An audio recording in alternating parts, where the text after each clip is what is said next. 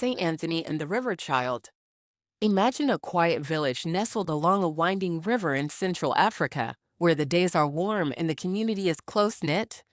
Here, stories of faith and kindness are woven into everyday life, passed down from generation to generation.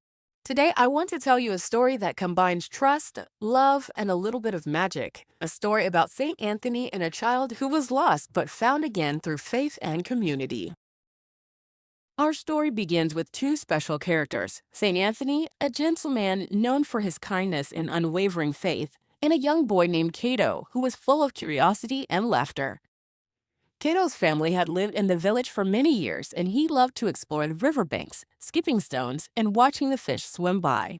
His parents and neighbors trusted that Cato was safe, but they also knew the river could be unpredictable. One afternoon, as the sun started to dip toward the horizon, Cato went missing. His family searched everywhere, calling his name, looking through the trees, and peering into the water. But Cato was nowhere to be found.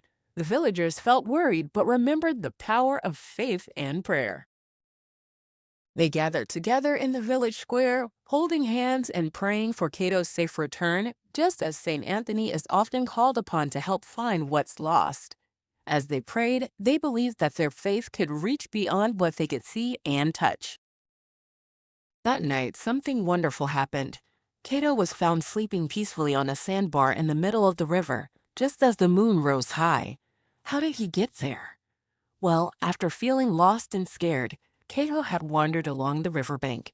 He sat down on a warm sandbar, feeling tired and lonely, and fell into a gentle sleep.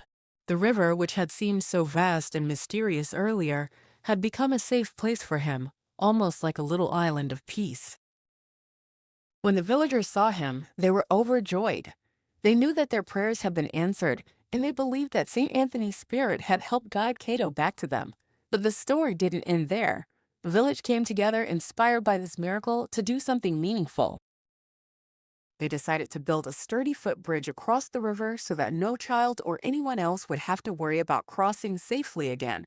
They also constructed a small shelter near the riverbank, a cozy place where children could rest and where families could gather for safety and warmth.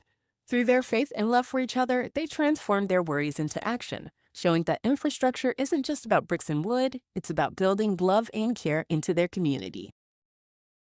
Now here's a little activity for you. Think about your own community. What bridges do you need? Maybe a safer crossing to school, a new playground, or a quiet spot where neighbors can meet. Building these things is like building love. Each one makes your community stronger and happier.